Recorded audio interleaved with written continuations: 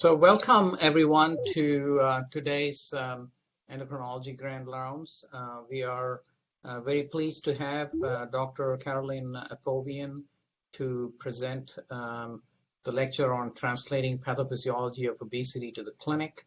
Dr. Apovian is currently professor of medicine and co-director of the Center for Weight Management and Wellness, Brigham and Women's Hospital, Harvard Medical School.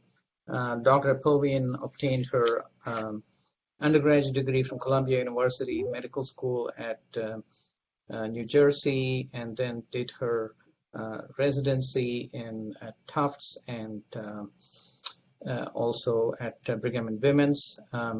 She did a clinical fellowship in nutrition at the New England Deaconess Hospital. She has been authority and a well-known figure in the field of obesity. She has four major things that she does in the field of clinical medicine. She has been the leader in pioneering weight management in the primary care setting as well as in the tertiary care setting, starting all the way back 30 years ago when she started with the high-risk obesity clinic and nutrition support fellowship, then working at BWH for the program for weight management, where she worked with the surgery people, the well-known group there. And she has been a wonderful educator, kind of championing the cause of training physicians and other healthcare providers on learning more about obesity, the pathophysiology, and the science behind it. She's also an excellent researcher, having been co-director of the adipose tissue biology and nutrient metabolism core of the Boston Nutrition and Obesity Research Center, and then eventually being the co-director of the entire BNORC. She has several publications in the field. She pioneered work on aspirating obese fat tissue for analysis, and that led to a lot of new findings in the field of obesity. She is also a great leader and an advocate for the cause of promoting management of obesity. She has multiple regional, national, and international positions, including being the president of the Obesity Society. So we are very pleased to have her here today and talk on this topic, which is very important for us to understand how and why we treat obesity. Dr. Apovian. Thank you so much for that warm welcome, and I'm so thrilled to be here. And really what I'm going to focus on is, now that we all know that obesity is a disease, how can we translate what we learned about pathophysiology and how obesity develops to treating obesity in the clinic?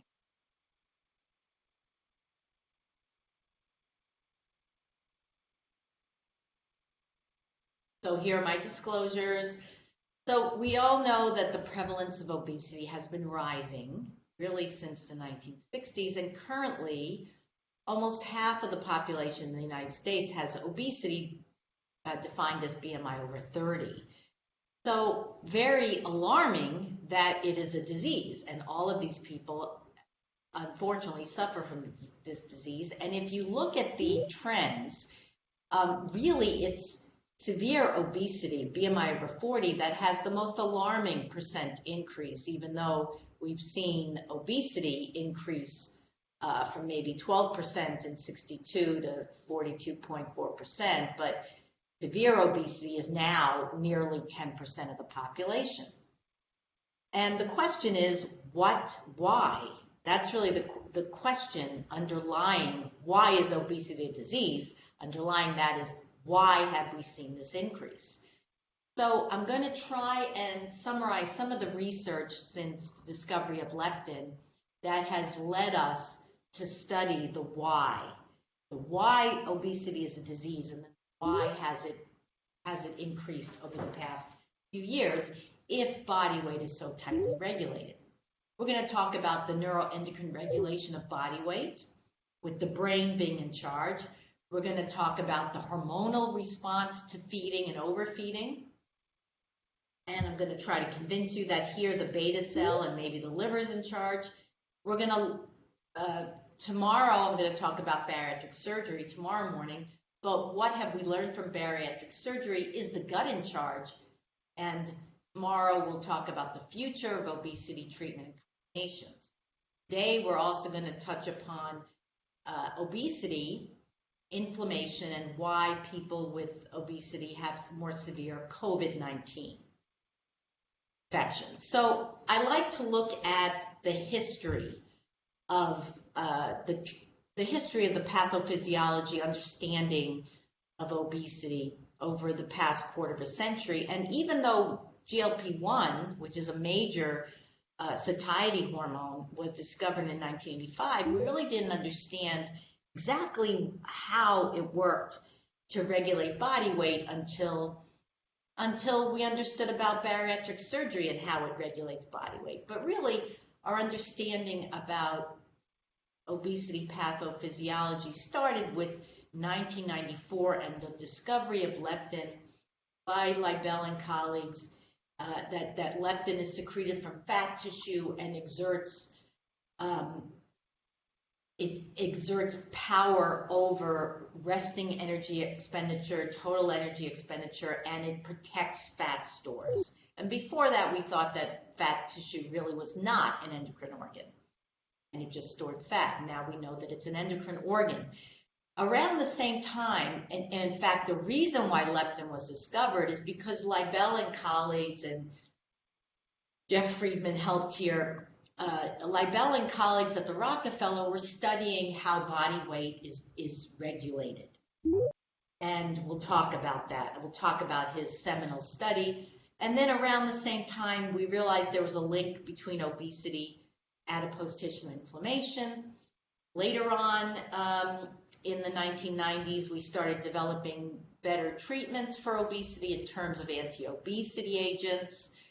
We learned that, in fact, crown-like structures were made up of macrophages and other immune cells in adipose tissue, and it starts the process of inflammation in adipose tissue.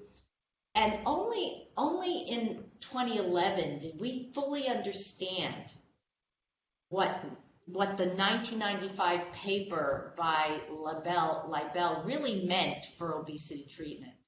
We translated his paper regarding body weight defense into a clinical study, and I'll talk about that. In 2012, Mike Schwartz and colleagues found neural inflammation in animal models that led to obesity, and we'll talk about that. And then finally, years later, obesity is finally recognized to be the disease that it is by the American Heart Association. And then tomorrow we'll talk about some of the new drugs and how and is it possible to promote this idea that we can treat obesity with a non-surgical gastric bypass by combining medications. And then my real focus is in nutrition, and so I'm going to talk about the nutrition overriding all of this and what can we learn about the development of obesity by studying the way we eat. We'll talk about all of that. So treatment of obesity really should take into account its pathophysiology and metabolism. And we're going to talk about the brain, liver, fat tissue, and the beta cell, but mainly the master metabolic regulators in the cell when you break down food into energy. What happens there? So first of all, the central control of body weight. We now know that since leptin was discovered to be secreted by fat tissue, the more fat you have, the more leptin is secreted. and leptin signals satiety in the brain. It does other things, but it signals satiety. And then since leptin, we've discovered that there are other signals that come from the gut, that come from the pancreas, that come from the stomach, that also are integrated into our energy balance system to regulate body weight. Notably insulin, ghrelin, CCK, GLP-1, oxantimodulin, PYY.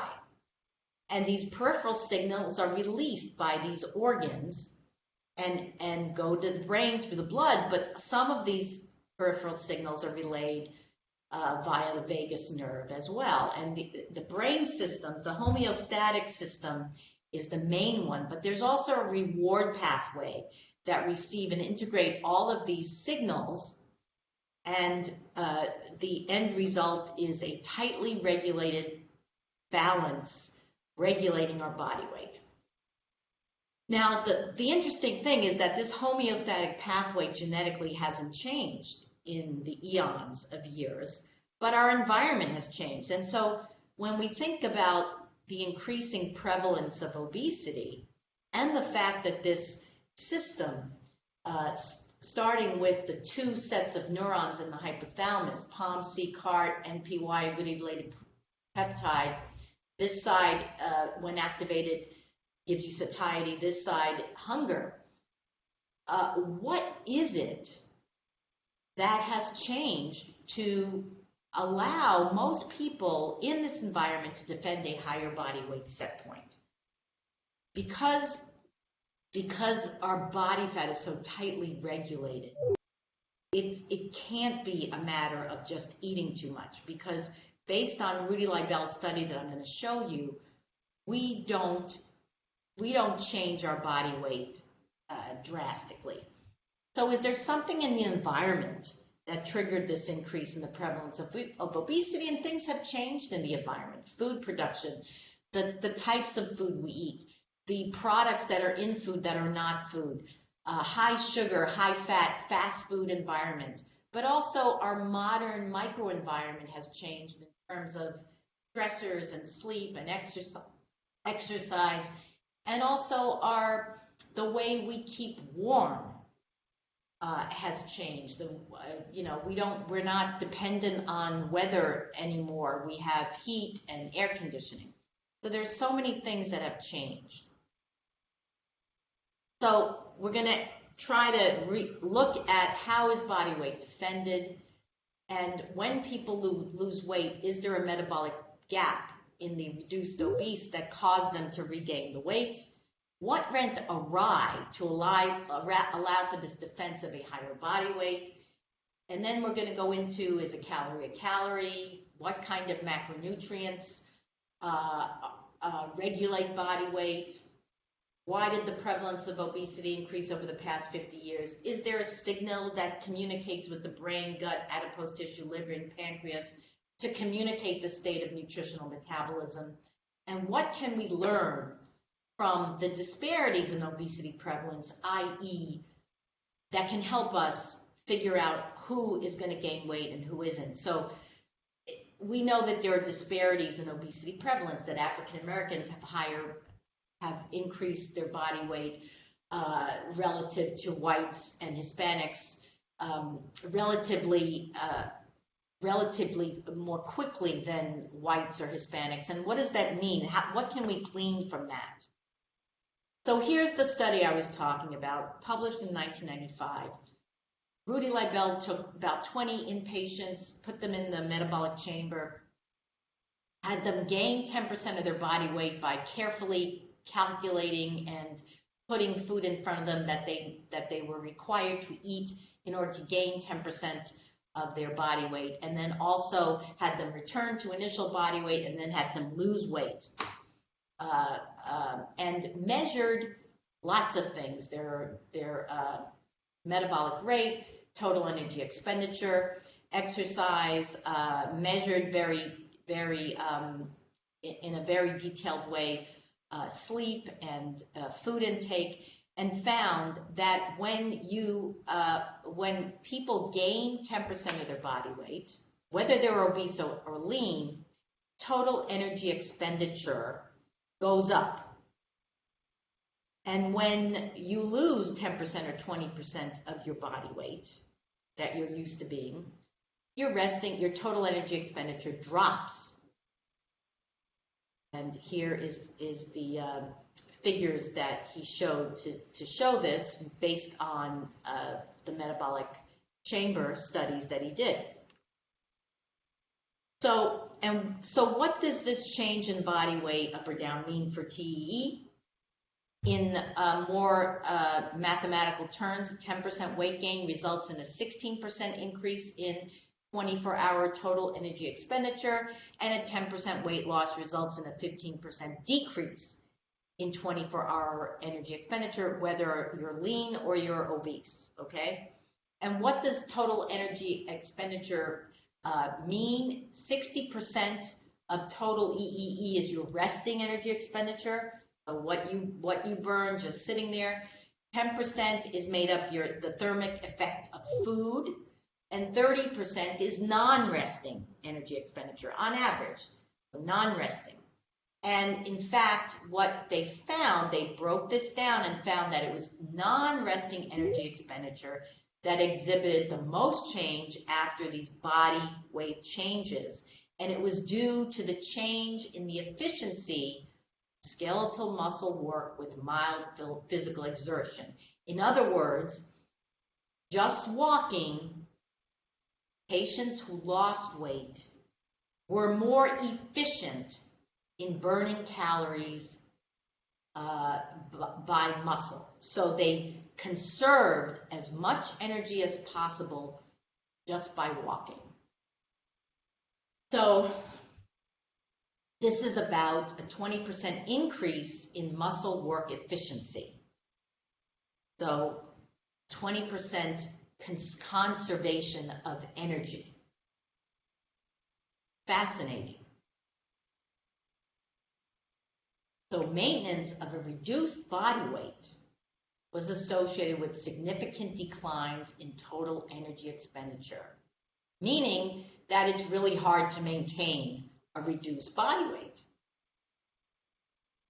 So that was called the metabolic gap, and some of these researchers went one step further. The clinicians convinced the scientists, Lou Aroney and Mike Rosenbaum, convinced Rudy Leibel to see if there was something that could be done to make muscle less efficient when you lost weight. And the answer is yes, you can. You can build muscle with resistance exercise training.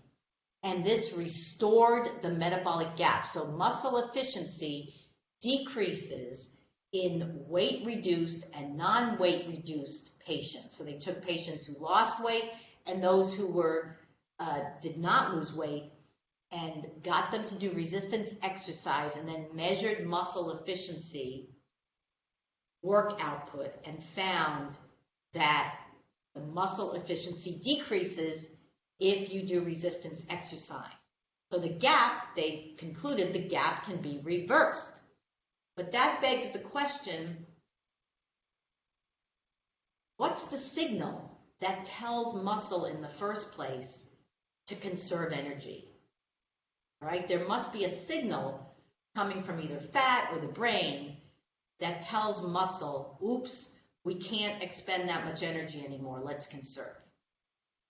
Is it an adapokine? Is it something coming from the fat cell? Is it from the brain? Or is it something in the muscle itself? Is there more of an electron leak or uncoupling, a loss of mitochondrial efficiency?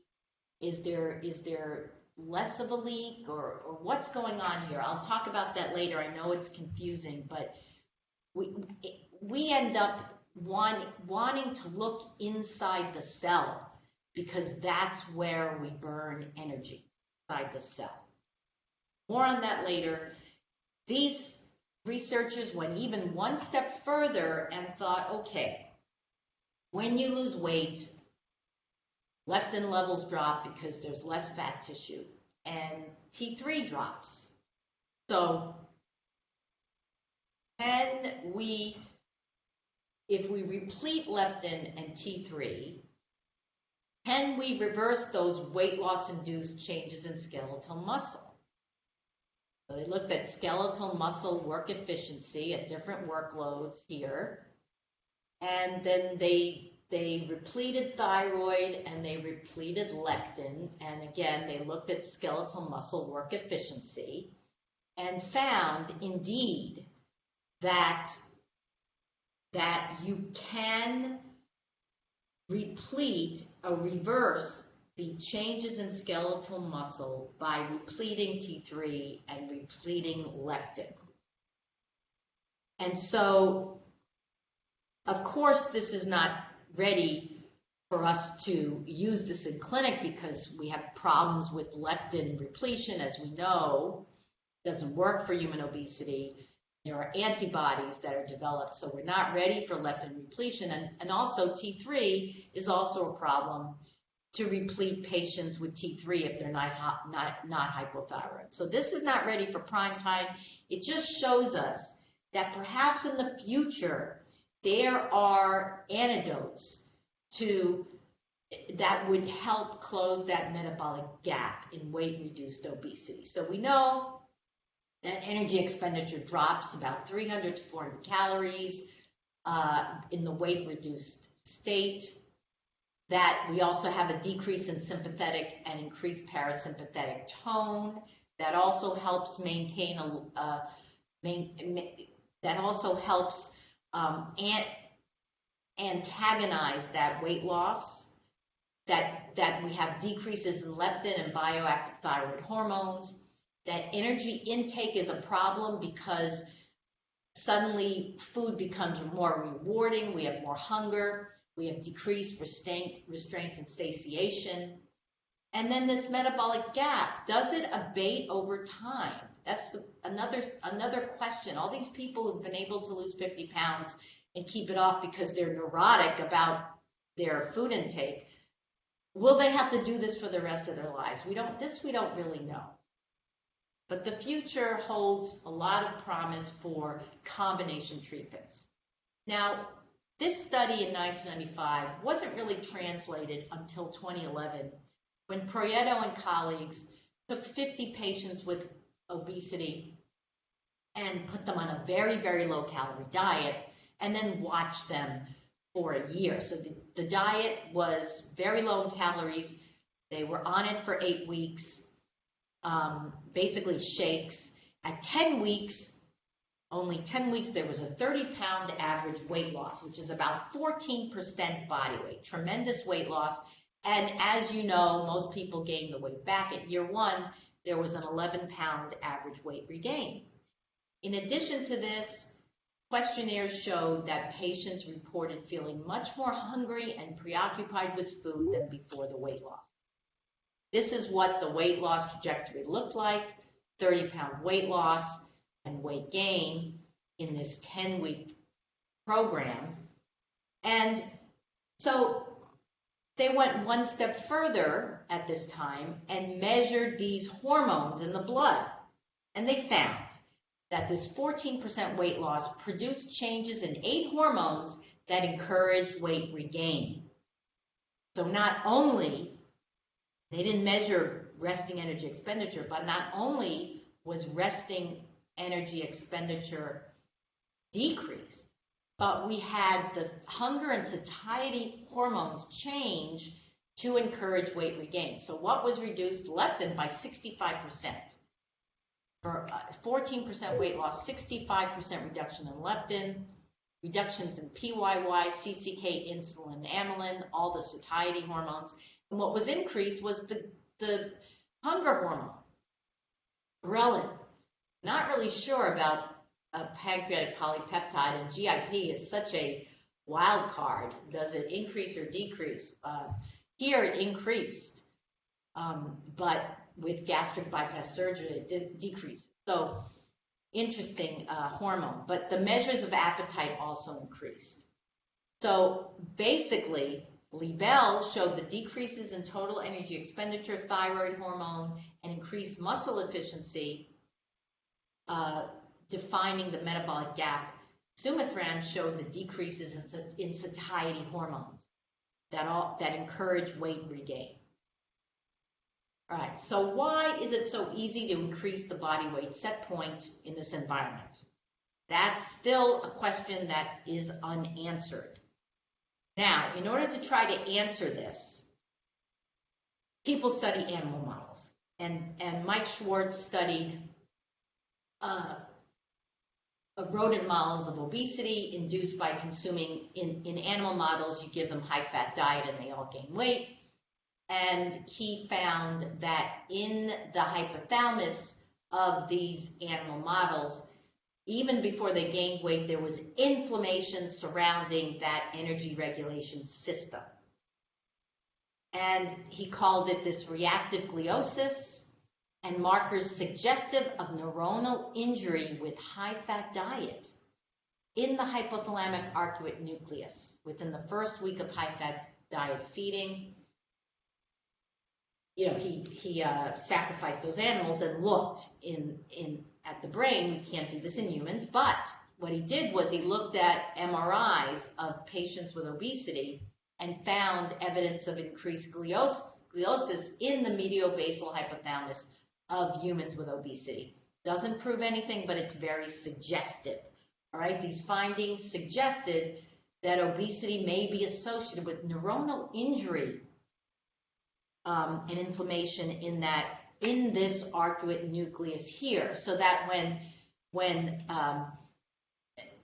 when there is, you know, overfeeding, at least in animals, there's hypothalamic injury. The brain can't tell how much fat is stored or how much has been eaten because these signals cannot get in. This is all theory. Is that what's going on? We don't know. The brain also becomes resistant to the key hormone leptin.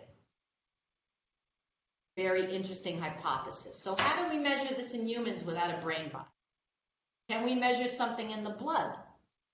Is there a blood marker of inflammation?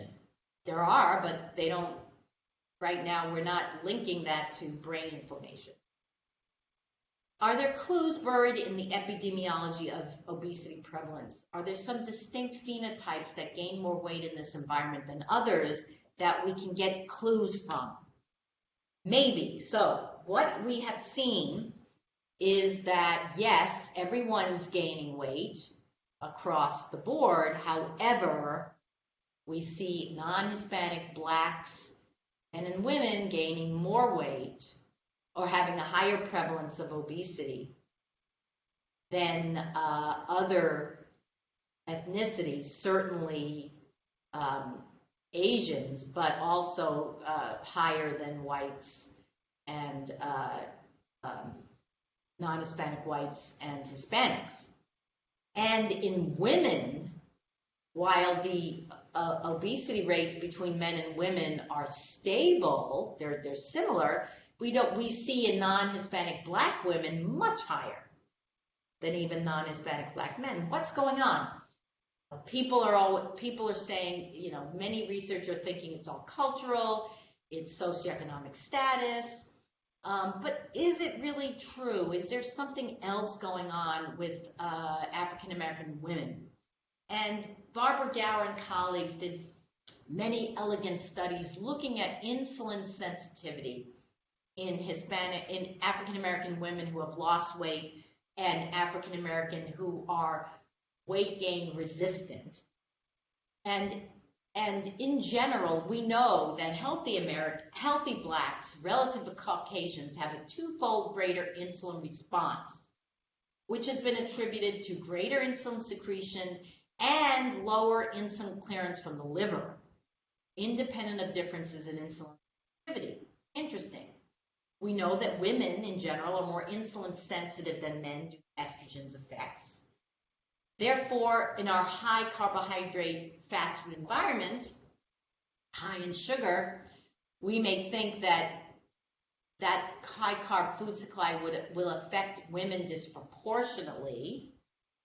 And then Barbara Gower did studies showing that formerly overweight, obesity-prone African American women, so she had African American women lose weight, then followed them, they regained weight, and she found, based on insulin sensitivity studies, that they were more insulin sensitive than never overweight African American women here, okay, especially when combined with a high-carb diet. And that this was not seen in whites, only in African Americans. Okay. So in other words, obesity-resistant African American women have lower insulin sensitivity. And you're thinking, well, this could be protective for African American women. Could be. So this leads to theories that have been promulgated now that maybe it's insulin hypersecretion that leads to obesity and not the other way around. In other words, we all think that obesity causes elevations in insulin secretion because there's insulin resistance, but maybe it starts with high insulin hypersecretion, and that causes more fat storage because insulin is an anabolic hormone. Okay, let's put that aside.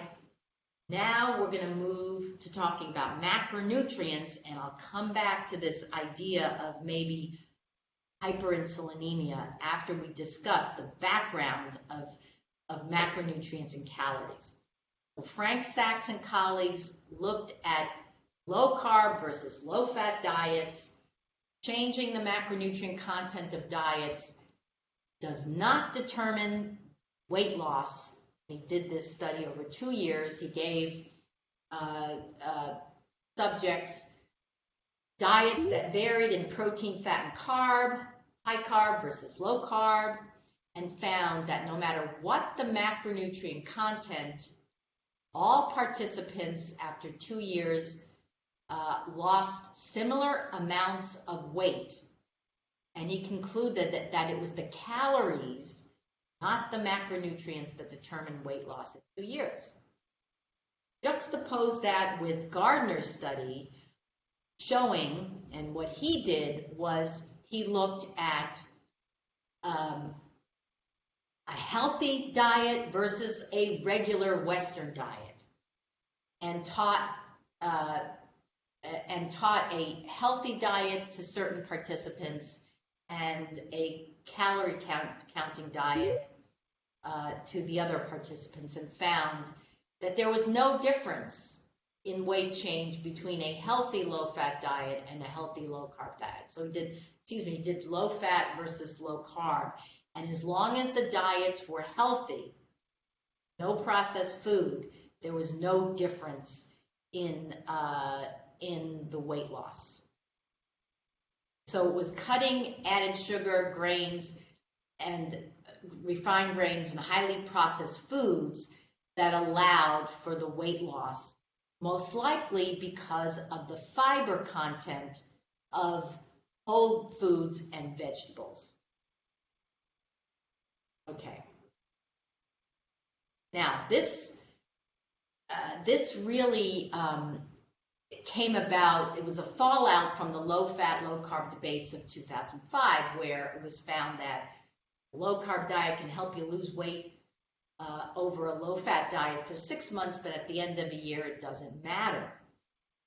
And certain scientists kept talking and investigating low-carb diets because there is a model that came out of this called the carbohydrate insulin model, which hypothesizes that a low-carb diet reduces insulin levels and uses more energy in metabolizing protein and fat, and reducing the metabolic gap that occurs with weight loss. Now, these studies have been going on now, and there's a raging debate about whether or not a calorie is a calorie. In other words, do you expend more energy eating a low-carb diet versus a low-fat diet? Mathematicians are challenging this model, claiming that the equations that low-carb scientists are using to calculate the difference is too small. It's not precise enough to capture these small differences in energy. All of these studies were performed in hypocaloric and eukaloric conditions. But if we really want to study why we're gaining weight, we're not losing weight, we're gaining weight. So let's study overfeeding. Maybe that will give us an idea of what's going on. So here is the first study that came out looking at overfeeding and looking at ultra-processed diet. So what Kevin Hall did was he took patients and housed them, and for 2 weeks gave them an ultra-processed diet, ad lib, and then another 2 weeks put them on an unprocessed diet, ad lib. Again, the diets were presented to these patients, breakfast, lunch, dinner, snacks, matched for presented calories, sugar, fat, fiber, and macronutrients. They were matched, and they just were allowed to eat as much as they want. And what turns out is that ad libitum intake was 500 calories a day more on the ultra-processed diet than the unprocessed diet. So, in other words, there was overfeeding going on because, in fact, body weight changed in the ultra-processed diet. Patients gained weight on it versus the unprocessed diet. So there was an overfeeding that happened naturally on ultra-processed diet foods, fooling satiety pathways. What we think is happening is that the processed food easier to metabolize, very tasty, very easy to metabolize, tastes great, no fiber, relatively little fiber. You're not getting the stretch receptors, fooling you to eat more of it.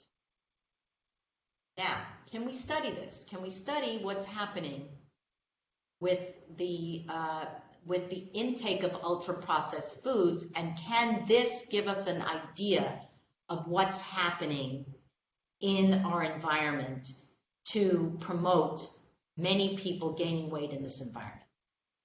Can we do that? All right, so carbohydrate overfeeding, COF, happens frequently with ultra-processed food. Not everybody gains weight in this environment. So under what circumstances will people gain weight? And we did a study to test all these things. Now, what you need to know about carbohydrate and carbohydrate metabolism is that it happens in the cell, in the mitochondria, and you have the TCA cycle here. And so you get what you need to do to break down carbons into energy or carbohydrates into energy is you break them down into two carbon moieties, and then you go into the TCA cycle. And then these the electrons that you create go through the electron transport chain and are transferred into energy. And you either store that energy or you burn it, right? It's either utilized or stored. And it turns out that if you know a little bit about chemistry and physics, that you can measure the changes in this system by measuring the redox couples. So this is the mitochondria. In the mitochondria, you have acetoacetate and beta hydroxybutyrate couples, redox couples. And then in the cytoplasm, you have lactate and pyruvate. And then you can also measure oxidative stress changes by measuring glutathione. So you can also measure whether overfeeding creates oxidative stress or ER stress by measuring glutathione. So the redox states, cytoplasmic, mitochondrial, and glutathione can be measured So the cytoplasmic is lactate over pyruvate, that ratio you can measure in the blood, beta hydroxybutyrate over acetoacetate in the mitochondria, and GSH over GSSG, which is the glutathione antioxidant state. You can convert these ratios to oxidation reduction potentials via the Nernst equation. Remember that in chemistry? The Nernst equation with a constant, and the N equals the number of electrons transferred. And then you get an EH delta. EH cyto minus EH mito is the state of the cellular energy charge, which is a measure, or can be a measure of overheating, because you can get that charge, and anything that is going towards the cytoplasm means those electrons going towards the cytoplasm are being stored as fat. That's what that means. So our team overfed 24 lean and obese patients after a high carb eucaloric diet to make sure the glycogen stores were full, and we did a clamp to evaluate insulin action, and we measured electron distribution by redox couples. We did a cross correlation to look at the redox, the difference in energy potential, insulin, glucose, and respiratory exchange. And then we also measured ER stress in adipose tissue as a measure of inflammation in adipose tissue. We found that carbohydrate overfeeding is characterized by a net transfer of electrons from mitochondria to cytoplasm, and that glutathione is oxidized to in response to increasing insulin levels. So the insulin clamp allowed us to increase the insulin levels and found that there's more glutathione that's oxidized. And this precedes the decreased cytoplasmic electron potential, and it's more pronounced in the overweight. So this happens more often in overweight, that there's more cytoplasmic EH in the overweight, and there's also more ER stress.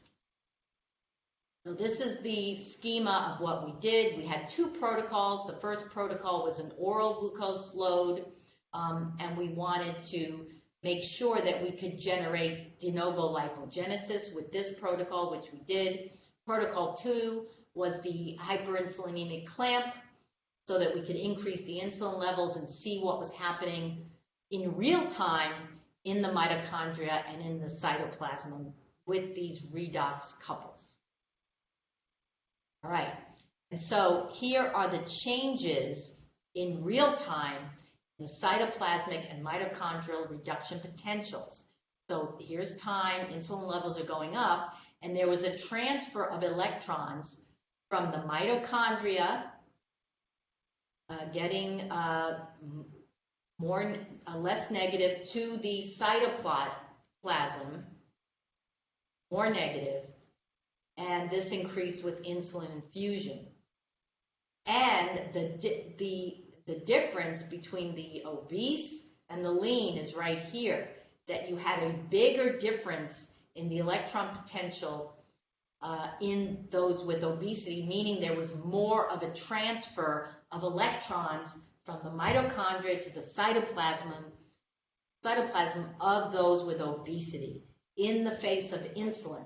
So they stored more body fat, as opposed to what happens if you don't store the body fat, you don't store those electrons as fat. Well, they're going through the electron transport chain, and so the only other thing that can happen to them is a leak, and they're just being dissipated as heat. We didn't measure that, though. We didn't measure the dissipation. So that is still unknown, but that's what we think happened. So then we looked at the relationship of redox to the cellular biogenetics and found that the glutathione oxidation went up as insulin was peaking, meaning that in the presence of insulin, you get more glutathione oxidation which is providing reducing equivalents to the cytoplasm during carbohydrate overfeeding. And that's what we showed. So what's the role of insulin here? It reduces proton leaks, so that's our theory, and supports de novo lipogenesis in the cytoplasm. And this is what our schematic looked like, published in the American AJP, where in leans and obese, you have a higher reduction potential difference in obesity, driving those electrons into the cytoplasm for storage in acute carbohydrate overfeeding, as opposed to electron leak in the electron transport chain. Okay, so translation is that perhaps overfeeding occurs because of the ultra-processed food, which is too easy to overeat in the satiety before you develop your satiety signals in the brain that react to food intake. Somehow, our highly processed food is fooling our satiety center, maybe. And that treating obesity and type 2 diabetes by focusing just on lowering hemoglobin A1C or blood glucose with insulin, sulfonylureas that increase insulin levels in the blood, maybe that may be harmful to patients with diabetes, because you're not controlling the diet when you're providing treatment for diabetes. You need to control the diet in order to control obesity and therefore diabetes. All right. So anyway, hyperinsulinemia, we still have to do many studies looking at hyperinsulinemia, but that may be an important predictor of weight gain in this ultra-processed food environment. That's the bottom line there. So why is it so easy to increase the body weight set point if it's so tightly regulated? Perhaps it's ultra-processed food, and maybe it's really how we respond to that excess of carbohydrates in ultra-processed food by some of us producing much more insulin than others. Again, who's in charge?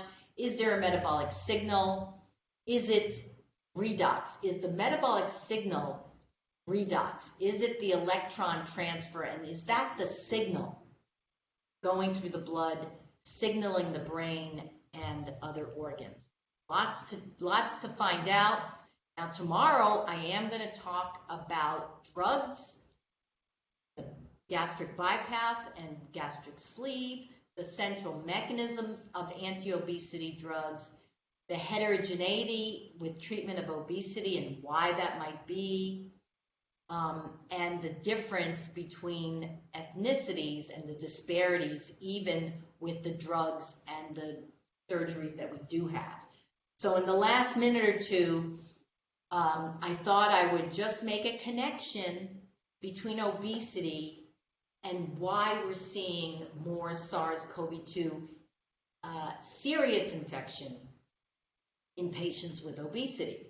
Philip Shearer said the bottom line is, oh my God, indeed the virus can infect fat cells directly, because fat tissue turns out to be a harbinger of SARS-CoV-2 virus. And way back when, we showed that in fat tissue we have macrophage infiltration, crown-like structures, which are depicted here. And these crown-like structures we found were associated with insulin resistance and vascular endothelial dysfunction in our subjects with obesity. We also found that the number of crown-like structures were associated with endothelial dysfunction in the arteries as measured by brachial FMD. So you can measure the brachial artery, how it contracts, and it's a surrogate measure for endothelial dysfunction in the arteriovenous system. we found that this was associated with inflammation in the fat tissue. We also showed that crown-like structures were associated with insulin levels and home IR. This was in a study done several years ago. And we also, showed that these CLSs were associated with insulin, with endothelial dysfunction and plasma C-reactive protein as a measure of oxidative stress. And we also showed that CLSs, crown-like structures, are associated with adipocytokine levels in the blood and fat tissue. So what does that have to do with COVID-19? Well, it turns out that adipose tissue in patients with obesity tends to have more macrophages and immune cell activation. It is a viral reservoir, and it looks as if that adipose tissue that is such a harbinger of those SARS-CoV-2 viral particles can then erupt into massive inflammation that then causes organ and tissue dysfunction.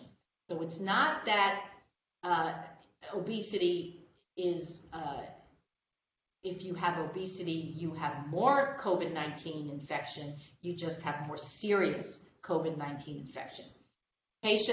Studies just came out, showed that SARS-CoV-2 is indeed detected in fat tissue from deceased COVID-19 patients. So in addition to detecting the SARS-CoV-2 in the lung and heart, which we know are two major organ systems that are affected by COVID-19, there was also SARS-CoV-2 in epicardial, visceral, and subcutaneous adipose tissue and kidney. And this potentially does contribute to the pathogenic inflammation that can lead to death in many patients with SARS-CoV-2. Okay, so there are also two cellular targets, mature adipocytes and macrophages. Those macrophages, or macrophage crown-like structures, we found to be very evident in obesity. And this is just the work that they did showing that SARS-CoV-2 is detected in these different adipocytes, even epicardial. And this is what it looks like. It looks very similar to the studies that we did looking at macrophage infiltration in fat tissue. So, just one more study to talk about. Does weight loss improve survival in of COVID-19 infection? Hard to study, but this study looked at large databases, a large control group database of patients with obesity versus patients who achieved weight loss with the bypass or the sleeve gastrectomy. They looked at the differences between the control group and surgical group and found 18.6% weight loss difference here. And this was the mortality rate in the surgical versus the control group. And then they looked at these patients years later. They looked at COVID-19 infection in the control group versus those patients who did lose weight with gastric bypass, and found the difference in the death rates. In the surgical group, 2 deaths versus 21 deaths. Now that's a large number, but the control group was larger. But still, 2 versus 21 is a much smaller ratio than 3,000 versus 8,800. And then they also looked at the COVID-19 infection rates and what happened with these patients in the control group versus the surgical group. And the weight loss surgery was associated with a 49% lower risk of hospitalization with COVID-19, 63% lower risk of need for oxygen, and 60% lower risk of severe infection. So not really a precise study looking really at the difference between obesity and leans and COVID-19, but a good surrogate for what happens, how much better are you when you've lost weight with surgery in the face of a COVID-19 infection? It seems like you're doing pretty well. I just want to summarize, because I think I'm here for as long as you need for questions, but I know I'm talking a lot and I want to leave some room for questions. So the main summary is obesity is a disease, need to treat it, and we'll talk about treatment tomorrow. Happy to take questions.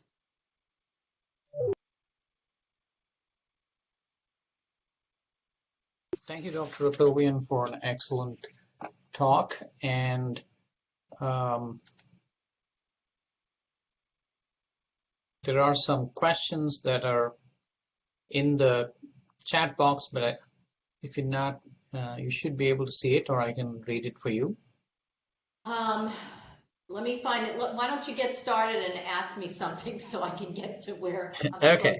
supposed to be. So, so one of the things that is always is you said that the rate of severe obesity has been growing markedly. Is it pathophysiologically different than the common garden, obesity that we see? People who have BMIs of 40, 45, are they different from those who are just obese? That's a very good question. So, and that really leads me to, I think what the question is really asking is, can you develop obesity from a healthy diet, if you just eat too much of it, versus this obesity that's occurring because of the environment? Is that different? That's a really good question. And we can look epidemiologically at people who've been on the Mediterranean diet and have obesity. But I don't think that really has been looked at head to head. Mm-hmm. Do those people who live in Greece, for example, with a BMI of 45, are they the same as Western dieters with a BMI of 45? There's some indication that yes, those patients eating the Western diet are more unhealthy, but that really leads to, why are they more unhealthy? Is it because they have more visceral body fat and more inflammatory obesity, obesity around the organs, the fat tissue around the organs and in the liver? And there is a lot of work being done at looking at fatty liver disease. And is there more fatty liver disease now because of, high sugar diets and high fructose corn syrup? And I think the answer to that is yes. But I'm not sure that's been studied to the point where we can really make a distinction, because a lot has to do with genes as well. But that's a really good question. I hope I answered it somewhat. Yeah. Mm-hmm. So Dr. Krishnasamy has a question. So in a 15-minute visit to the clinic, what do we tell our patients who have had tremendous, pandemic weight gain and swear that they eat like a bird and exercise all day? Yeah, well, first of all, in some patients, especially those patients who have dieted all their lives and lost in weight, they may be telling you the truth. It's not, you can't just poo-poo people who tell you that they eat like a bird and they exercise all day, because a lot of this is subjective. A lot of patients are, unable to exercise to the point where they can burn those calories. And there is a difference between those who develop obesity and those who don't in this environment. Those lean patients who can eat whatever they want, junk food, they really are protected. It looks as if they're somewhat protected by the genes that combine to create a situation where in this environment, certain characteristics, perhaps people who develop a very active insulin response in the presence of these high sugar, high carbohydrate foods. It may be the case that they really are not eating a lot, and maybe they're just eating the wrong thing. So you really have to listen to those patients. So Dr. Folsom says, fantastic presentation. What is your opinion about specific benefits of a whole foods plant-based nutrition plan recommended by Esselstyn and Greger and others? I'm not going to, the idea of plant-based and vegan is different, right? Let's just talk about whole foods. And that was the type of study that Chris Gardner did. And even Kevin Hall, the unprocessed diet that he gave patients, it was lean protein, whole grains, fresh fruit, and fresh vegetables. There was lean protein, there was chicken, there was fish, there was even lean steak. That is the type of diet that in studies showed us that we don't have to count calories, that kind of a diet will naturally satiate you. And what I mean by satiate you is maintain your current body weight. When it comes to vegan and vegetarianism, that's a completely different ball game. Many of those studies that purportedly looked at a vegan or vegetarian diet versus an animal diet, they really were looking at healthy veganism versus a Western diet. And the Western diet is really, it's not just animal protein, it's ultra processed food. So what part of the Western diet is due to animal protein and fat, and what part is due to the other junk food?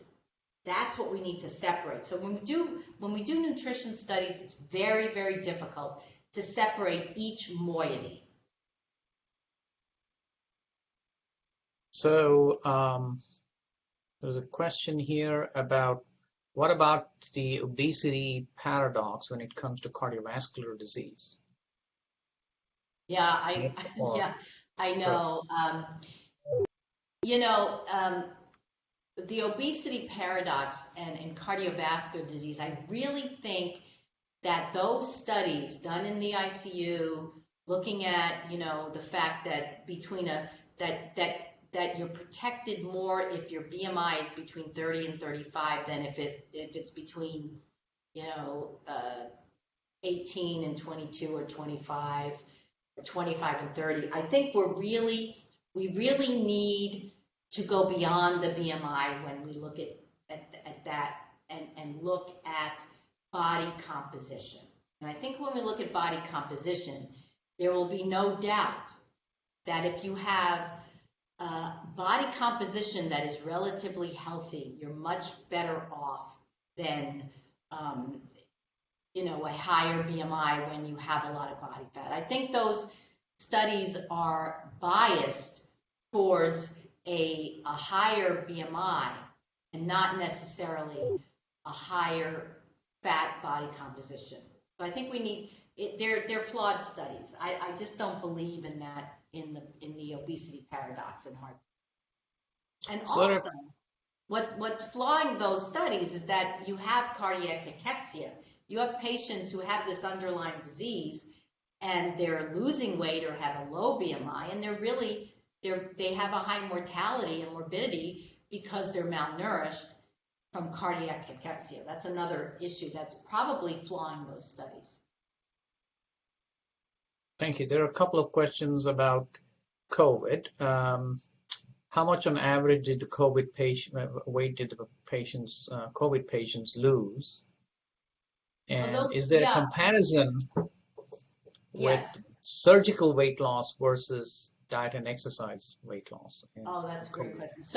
So that particular study, that looked at patients who lost weight with bariatric surgery.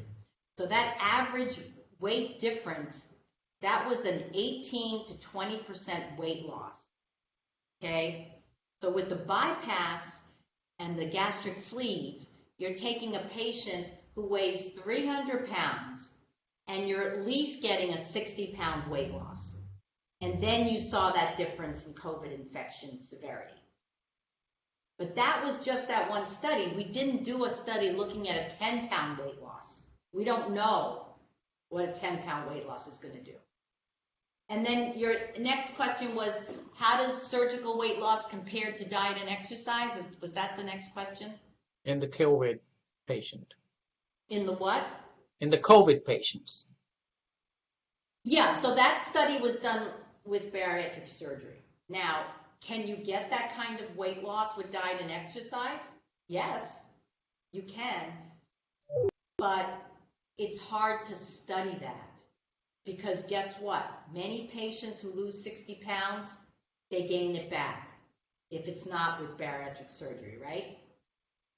That's the problem. And they gain it back because of the body weight control system that I talked about earlier. So since there is inflammation linked to obesity, could anti-inflammatory medications? That's a good question. That's a good question. And you know, it's been studied as salicylate was studied by Alison Goldfein and Mary Elizabeth Patty and Steve Schultzen. Doesn't touch it. Doesn't make a difference. So now why is that? You know, if it's not systemic inflammation, which it tends to be, I think you have to get into the fat tissue. I think it's about the fat tissue, not about systemic inflammation. Anyway, that didn't work. Good question. So Dr. Folsom had a follow-up question. Would it be worthwhile to compare a whole foods diet with whole foods and plant-based? Well, that would be a good study. Yes.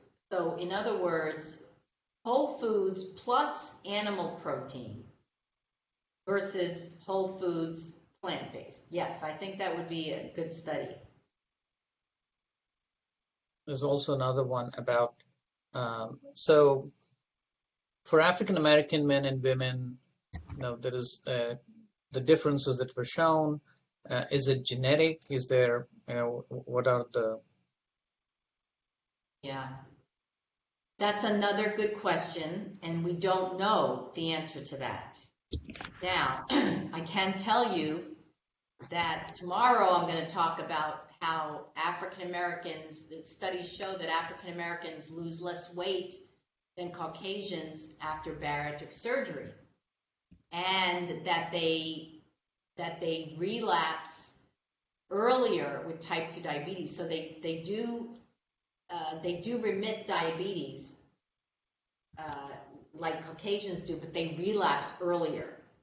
And so does that mean that it's genetic? Is it from hyperinsulinemia, or is it socioeconomic? Is it cultural? Is it the food that they're eating? No one knows the answer to that, and many people think it's really cultural. And as you can imagine, it's difficult to study that in this very politically revved up climate with equality. So it's a tough thing to study, but we have to study it because we're seeing disparities in African Americans have more obesity, and especially Black women. What does that mean? We've got to study it because it'll give us clues to the etiology of this increase in obesity. We just don't know. So I have a more general question.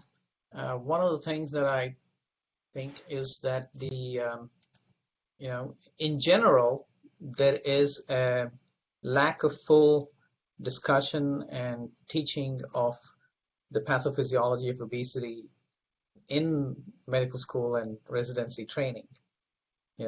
How do we introduce that to be a bit more detailed than you eat more and you become fat? How is it then you need to do what? I mean, usually it's just that people are under the impression that you eat more and you are fat. You know, Yeah. a simple equation. Yeah, but so our research and research done by others is showing that it's not a simple equation, right? Mhm. There's a black box called your metabolism, and it may have to do with whether or not your mitochondria are burning those electrons as heat, or because of insulin levels, you're storing fat. And so how do you teach that? You teach the pathophysiology of obesity. And this has gone beyond just teaching in medical school. It is educating the public, educating the community, educating the insurance companies, because tomorrow you'll see that all these great medications that we have, the insurance companies are not covering these meds, and these medications cost $1,700 a month, and it's our the most affected patients are our lower socioeconomic classes, unfortunately, and they really can't afford these drugs. So we have to educate the world. It's got to be a grassroots effort. It's public health, and we've got to get this message out. Because I saw there was a presentation at the last Obesity Society meeting about how the 500 calorie rule is still there in most medical school curricula. Yes. That linear weight drop that is going to occur despite Kevin Hall and all developing these nice models on how to predict or what might happen when you lose weight. The fact that when you lose weight, you're going to reduce calorie expenditure. Yeah, you can do all the math you want, right? But the Mhm. mitochondria has its own way of doing things. That's right. Exactly. It still could be relevant because, as you saw, there's a lot we can do with treatment, and the resistance exercise training Mhm. does reduce that metabolic gap. So you can't just throw diet and exercise away, right? Yes. But there's an additional layer of understanding that we need to take into account. So there was a question here. Along the same vein of thought, I have seen a large social movement surrounding fat phobia and have seen it entering physicians' offices in the form of denying weight measurements during intake. How do you balance the sensitivity situation surrounding obesity and body autonomy? So I give a talk about how obesity changes the practice of medicine. And I'm just gonna, you have a patient with obesity walk into your office, but they're telling you that they have asthma and they have an asthma exacerbation. They're expecting you to find out what the trigger of their asthma is. And what you say is, well, if you lost weight, you'd feel better. That is the same type of, you're stigmatizing that patient with obesity to, it may be that their asthma is being exacerbated by a cat or by an allergen, but you just poo-poo that patient and tell them it's their obesity. And then you get another patient who's very, very fit, and but they have chest pain, but they look so fit that you don't possibly think that they're having angina, and you send them home and they get a massive angina attack. That's the same kind of stigma. We stigmatize people by the way they look. So I think that when we find out all of the bias and the stigma that each person has. I mean, doctors have it. Even obesity medicine doctors have it. If you really look at yourself carefully, you do give the patient with obesity less of a good start. And I think we all need to get rid of this bias, problem with obesity, as opposed to, let's say, cancer, is that you see it right up front. And so I think with all of the talks that we're giving, with the political, eventually we're going to have a political grassroots program that's going to elucidate why obesity is such a disease. And probably it's going to happen when we get such a great cure, a multifaceted pill that actually cures obesity or gets people into a BMI range that you can get with bariatric surgery. That's when we're going to realize that it's a disease, and it all starts there. Okay. Could I ask a question? Yeah, go ahead. You hear me? Yeah. Stanley Levinson is my name. I'm of the opinion, you talk about a lot of times now difficulty in studying. And I'm of the opinion that a vast quantity of the information regarding nutrition and weight loss is obtained from questionnaires. And nowadays, they also do these studies on vast numbers of people. And although they may get statistical differences, the effect sizes are really very small. And so given all of this, it seems to me that there's a vast quantity of knowledge in this field that I feel very uncomfortable with. Yes, I agree with you. The field of nutrition, not really metabolism, because many of us don't study metabolism, but nutrition is fraught with large epidemiological studies and large sample sizes and what's causation and what's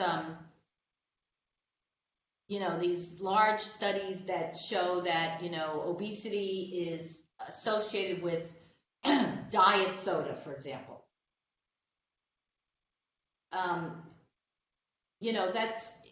It's cross-sectional, right? So you're right that it's hard, but really it's hard to study nutrition. So if we can study metabolism in the kinds of studies where you're taking small groups of humans and putting them in a metabolic chamber and studying that's real data. That's what Rudy Leibel showed. Yes. So I agree with you that we can't study nutrition and metabolism by looking at large sample sizes. But I don't have any problem with that. I agree. Right, and my big concern always is because of these findings, people then come to the conclusion that this is true or that is true, and they go out and say, as you're saying, well, don't eat sugar, it's bad for you. And so on and so on. Oh, well, the idea of sugar is so controversial. I mean, I was talking about sugar at a TOS, an endocrine society meeting, and it was, who was it? Steve Blair came up to me and said, Caroline, sugar intake is less now than it was 100 years ago. So again, we're looking at historical studies.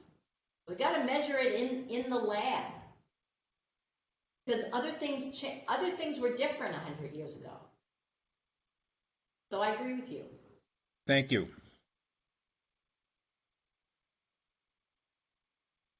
So I think that's what we have here. It's only 5:20, so thank you for listening and staying. We could continue, but we will have you again tomorrow morning. Yeah, tomorrow morning. Yeah. Mm-hmm. See you all there. Yeah. Mm-hmm. Thank you. Thank you very much. Mm-hmm.